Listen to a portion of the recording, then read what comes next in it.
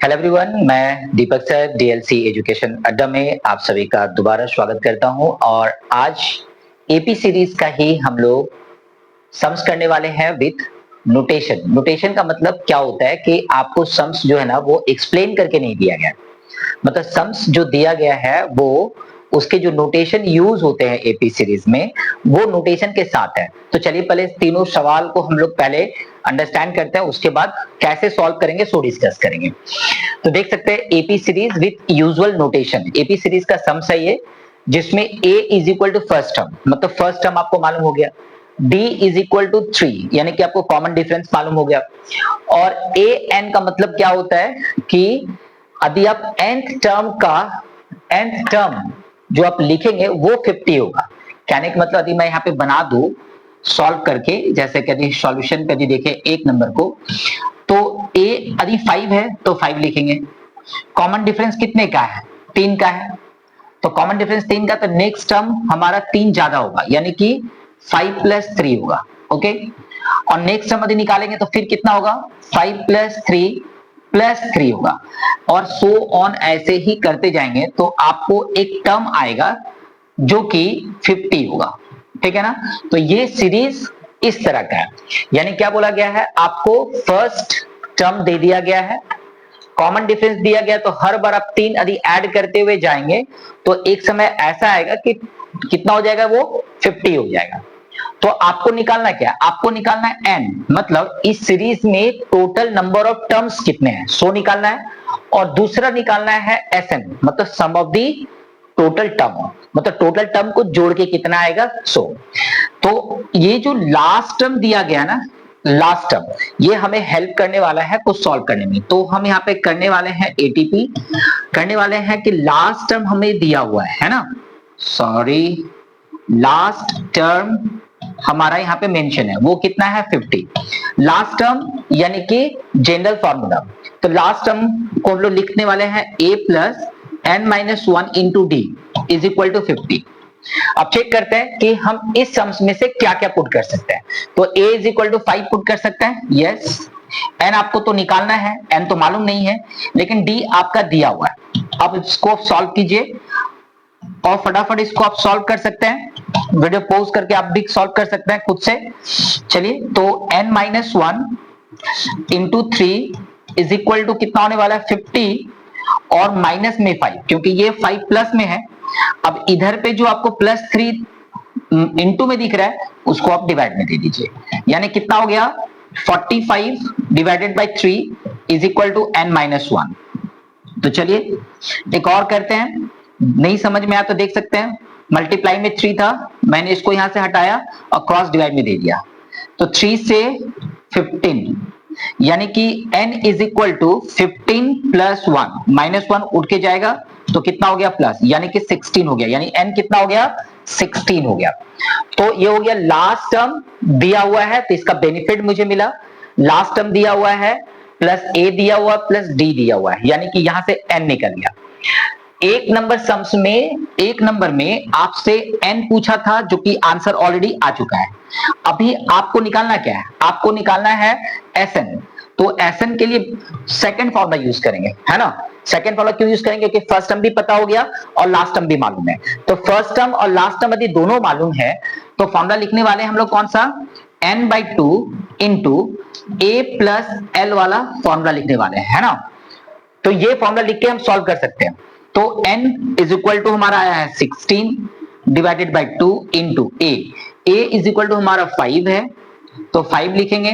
Last term हमारा दिया हुआ है, लास्ट टर्म हमारा दिया हुआ है 50, तो यहाँ पे 50 लिखने वाला है। तो 8 इंटू 55 मल्टीप्लाई करके आंसर लिख लीजिए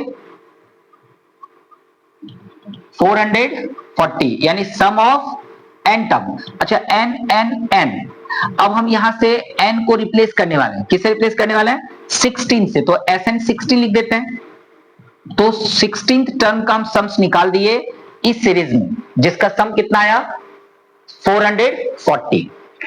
तो क्या सेकंड सम्स भी वैसे ही बनेगा? यहां पे लास्ट टर्म दिया हुआ था, लास्ट टर्म, लेकिन इस सवाल में देखिए कॉमन डिफरेंस ही नहीं पता है। तो जब कॉमन डिफरेंस नहीं पता तब डी का वैल्यू कैसे पुट करेंगे? डी का वैल्यू तो पुट ही नहीं कर पाएंगे। तो जब डी का वैल्यू पुट नहीं कर पाएंगे तो हमें हेल्प करेगा ये। कौन करेगा हेल्प? ये। इसमें ध्यान से देखिए, 13th टर्म हमारा कितना है? 35। 13th टर्म हमारा कितना है? 35, और हमको फर्स्ट टर्म पता है। यहां से हम सॉल्व करके क्या निकाल लेंगे? तो हम यहां से सॉल्व करके डी का वैल्यू निकालेंगे। तो ये जो भी सॉल्यूशन मैंने दिया, आप इसको पोज करके आप आगे बढ़ सकते हैं। ठीक है, तो चलिए इसको मिटाते हैं और सॉल्व करते हैं।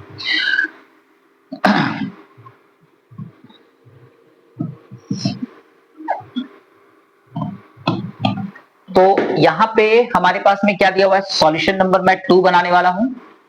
इसमें गिवन क्या है? सो देख लीजिए, गिवन है हमारे पास में 13th टर्म, है ना?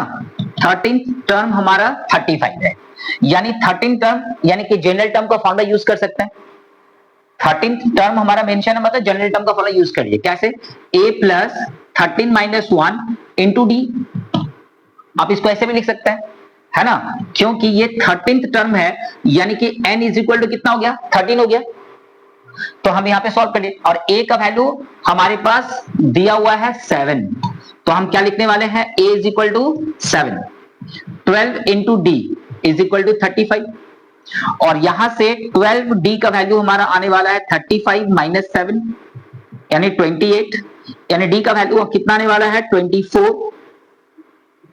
28 डिवाइडेड बाय 12 है, सॉरी।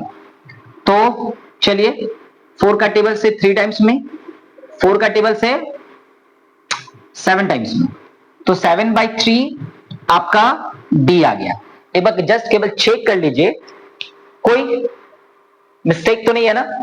13 टर्म का वैल्यू 35, 13 माइनस 1 12, डी का डी, ए मींस 7, तो 7 लिख दिया। 7 को साइड चेंज करेंगे माइनस हो जाएगा। 35 में 7 माइनस करेंगे 28 आएगा। 12 डिवाइड करेंगे तो 7/3 आएगा। 4 7 जा 28 और 4 3 जा 12, डी का वैल्यू आ गया। अब हमें क्या पूछा है? अब हमें डी का वैल्यू पूछा। तो देखिए, आपको डी पूछा था ना, तो डी का वैल्यू आ गया। अब मुझे निकालना है एसएन ऑफ 13 टर्म, मतलब यहां पे 13 टर्म का एसएन निकालना है। तो चलिए देख लेते हैं। एसएन ऑफ 13 टर्म निकालने के लिए क्या यूज करेंगे हम लोग? n/2 into first term plus last term. ऐसा क्या? यदि ऐसा लिखेंगे तो लास्ट टर्म आपको मालूम है क्या? लास्ट टर्म आपको मालूम नहीं है, यानी लास्ट टर्म यदि मालूम नहीं है तो आप इस फॉर्मूला को थोड़ा बदल देंगे। तो लास्ट टर्म नहीं मालूम है तो लास्ट टर्म का फॉर्मूला लिख दीजिए, a plus n minus 1 into D. Sorry, थोड़ा कम स्पेस है, तो चलिए थोड़ा दोनों साथ में ही लिख देते हैं। 2a plus n minus 1 into D. मैं लिखने वाला था n/2 into a plus, last term का वैल्यू पुट करने वाला था a plus n minus 1 into D, तो भी इतना ही आता। तो हम a प्लस एल का फॉर्मूला यहां पे नहीं यूज कर पा रहे। क्यों नहीं यूज कर पा रहे? क्योंकि लास्ट टर्म मुझे पता ही नहीं है। ये जो 13th टर्म जो होगा वो 13th टर्म मुझे पता ही नहीं है, तो हम वैल्यू कैसे पुट करेंगे? तो फटाफट इसको भी सॉल्व कर लेते हैं। n का मतलब 13, 13/2 इंटू 2 टाइम्स ऑफ a कितना है? 7, यानी कि 7 इंटू 2 प्लस 13 माइनस 1 लिख सकते हैं ना? 13 माइनस 1, और d का वैल्यू सॉल्व करके रखे हैं। कितना है ये? 7/3। चलिए सॉल्व कीजिए थोड़ा। 13/2 इंटू 7 2 14 प्लस 12 इंटू 7/3, तो 3 4 12, यानी 13/2 इंटू 14 प्लस 28, यानी कि 13/2 इंटू कितना होने वाला है ये? 42, तो 2 से देंगे तो 21, 13 1 जा 13, रिमाइंडर इज 1, 13 2 जा 26 प्लस 1 27, 273। तो क्या हुआ? पहले वाले सम्स में और इस वाले सम्स में, पहले वाले सम्स में मुझे n टर्म दिया हुआ था, वो n लास्ट टर्म था, क्योंकि a n 50 है और n निकालना था, फिर sn भी निकालना था, मतलब लास्ट टर्म 50 था, इसीलिए हम लोग फॉर्मूला लगा दिए n/2 into a plus L. यहां पे नहीं लगा सकते हैं क्योंकि लास्ट टर्म जो 13 टर्म है वो मुझे पता ही नहीं है, ठीक है ना? तो ये टॉपिक भी क्लियर हो गया। कोई डाउट है इसमें कहीं पे तो पूछ सकती हो, और नहीं तो फिर चलो आगे बढ़ जाते हैं 3 नंबर में। इसको रब करते हैं, पहले मिटा लेते हैं, फिर 3 नंबर डिस्कस करते हैं।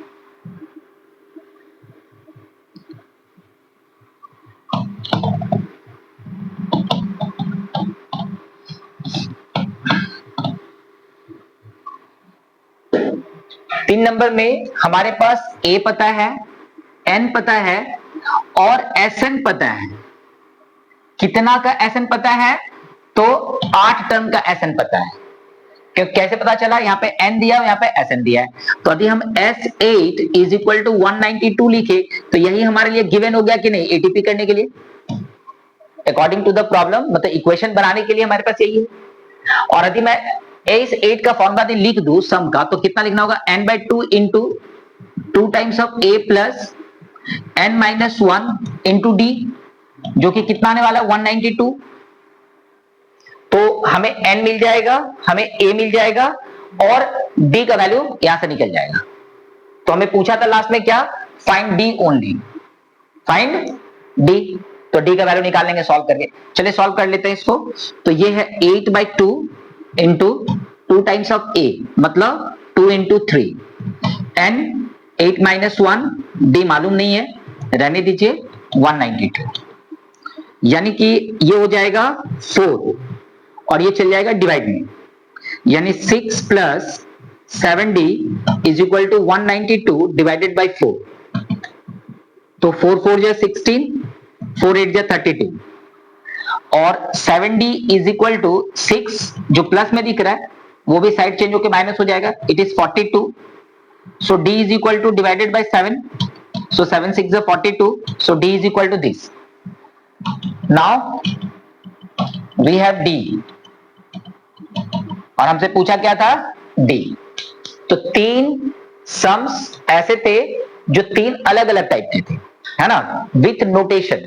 तो नोटेशन भी समझना होगा एग्जाम के व्यू पॉइंट से, क्योंकि यदि एमसीक्यूज में पूछेगा तो नोटेशन रहेगा और यदि लॉन्ग क्वेश्चन भी पूछेगा तो भी नोटेशन रहेगा। तो विथ नोटेशन के ये 3 सम्स थे, है ना।